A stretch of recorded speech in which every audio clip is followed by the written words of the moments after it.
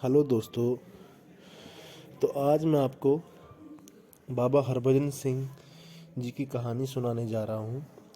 तो कृपया ध्यान से सुनिएगा और प्लीज़ हमारे चैनल को लाइक एवं सब्सक्राइब ज़रूर करें। वैसे तो हमारे देश में देवी देवताओं के काफ़ी मंदिर बने हैं, लेकिन क्या आपने कभी सुना है किसी सैनिक का मंदिर? एक ऐसा मंदिर जहाँ दूर दूर से लोग पूजा अर्चना करने के लिए आते हैं।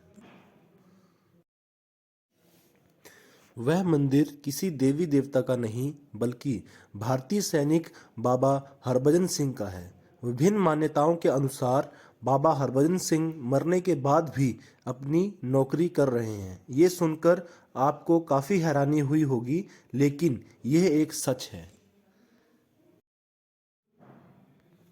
सिक्किम में बने बाबा हरभजन सिंह का मंदिर बहुत लोगों का आस्था का भी प्रतीक माना जाता है।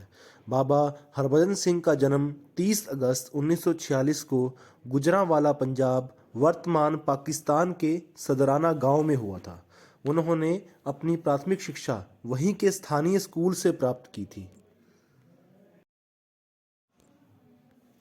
मार्च 1955 में उन्होंने डीएवी हाई स्कूल पट्टी से 10वीं की थी। बचपन से ही वह एक फौजी बनना चाहते थे, जिसके चलते वर्ष 1966 को हरभजन सिंह भारतीय सेना के पंजाब रेजिमेंट में सिपाही के रूप में भर्ती हुए।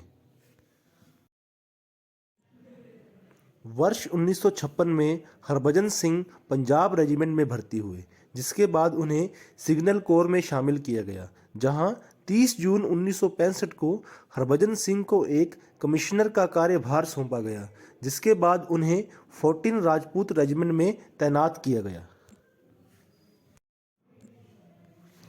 वर्ष 1965 के भारत पाकिस्तान युद्ध में उन्होंने महत्वपूर्ण भूमिका निभाई, जिसके चलते उनका स्थानांतरण 18 राजपूत रेजिमेंट में हुआ। वर्ष 1968 में हरभजन सिंह 13वीं पंजाब रेजिमेंट के साथ पूर्वी सिक्किम में तैनात किया गया। उसी वर्ष 4 अक्टूबर 1968 को वह पूर्वी सिक्किम के नाथुला दर्रे से डोंगचुई तक खच्चरों के एक समूह पर रसद लेकर जा रहे थे। विभिन्न स्रोतों के अनुसार ये कहा जाता है कि उसी समय उनका पैर फिसल गया और वह नदी में गिर गए। तेज बहाव होने के कारण उनका शरीर 2 किलोमीटर दूर चला गया। जब इस दुर्घटना की सूचना भारतीय सेना के उच्च अधिकारियों को मिली, तभी उन्होंने हरभजन सिंह की तलाश करनी शुरू कर दी, जिसमें 5 दिन तक सर्च ऑपरेशन चला।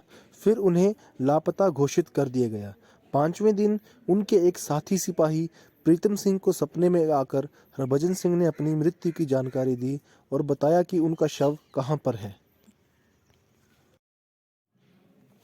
लेकिन सेना के अधिकारियों को अब भी विश्वास नहीं था कि प्रीतम सिंह के सपने में हरभजन सिंह आया और अपनी मृत्यु का कारण बताया।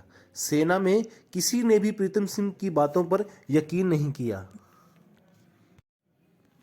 और जब उनके शव का कोई पता नहीं मिलने पर सेना के कुछ अधिकारी हरभजन सिंह के बताए स्थान पर गए, जहां उन्हें हरभजन सिंह का मृत शरीर मिला, जिसे देखकर सेना के सभी अधिकारी आश्चर्यचकित रह गए।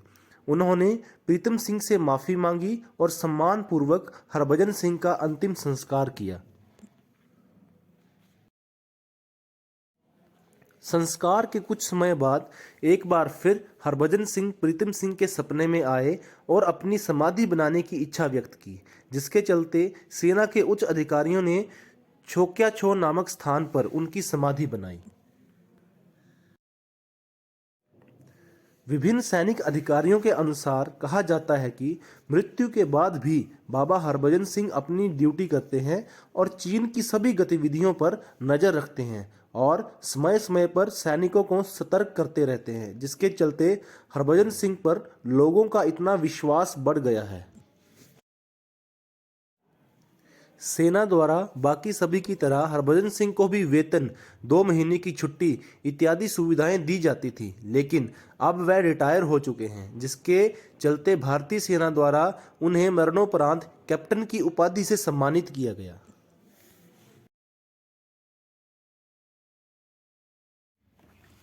ऐसा कहा जाता है कि अन्य सैनिकों की तरह हरभजन सिंह को भी मरणोपरांत 2 महीने की छुट्टी दी जाती थी, जिसमें उनका सामान एक ट्रेन के माध्यम से उनके घर तक पहुंचाया जाता था, जिसके लिए टिकट भी बुक करवाई जाती है। और स्थानीय लोग उनके सामान को लेकर जुलूस के रूप में उन्हें रेलवे स्टेशन तक छोड़ने जाते हैं। बाबा हरभजन सिंह मंदिर में बाबा हरभजन सिंह के जूते और बाकी का सामान रखा गया है, जिसकी भारतीय सेना के जवान चौकीदारी करते हैं और उनके जूतों को प्रतिदिन पॉलिश भी करते हैं। वहां पर तैनात सिपाहियों का कहना है कि रोज उनके जूतों पर कीचड़ लगा हुआ होता है और उनके बिस्तर पर सलवटें दिखाई पड़ती हैं। भारतीय सेना के अलावा चीन की सेना का भी मानना है कि उन्होंने रात के समय बाबा हरभजन सिंह को घोड़े पर सवार होकर गश्त लगाते हुए देखा है। बताया जाता है कि नाथुला में जब भी भारत और चीन के बीच फ्लैग मीटिंग होती है तो चीनी सेना बाबा हरभजन सिंह के लिए एक अलग से कुर्सी लगाते हैं। तो दोस्तों, ये थी बाबा हरभजन सिंह जी की कहानी। प्लीज़ हमारी इस वीडियो को लाइक एंड शेयर जरूर